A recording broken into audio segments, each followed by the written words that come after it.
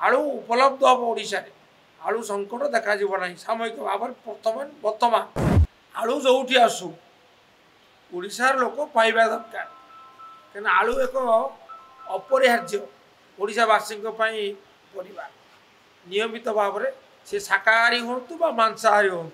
ये अपरिहार्य सुतरां दायित्व कार जोगाण विभाग मंत्री विभूति रखुंट आम उत्तर प्रदेश आणबू कौन से आपत्ति ना किंतु आसूची कि बर्तमान परिस्थिति कौन संगीन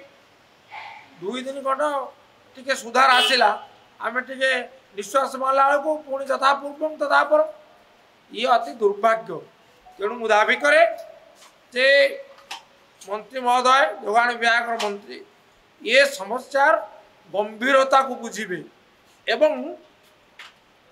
तुरंत पदक्षेप ग्रहण करेंगे आलू आसो आलू उपलब्ध हम ओडिशा आलू संकट देखा ना सामयिक भाव बर्तमान तापर आलू संकट समाधान स्थायी भाव में कौन पदक्षेप नि से विषय जो मैंने विशारद आलोचना करी कृषिविद मान सहित आलोचना करी निष्पत्ति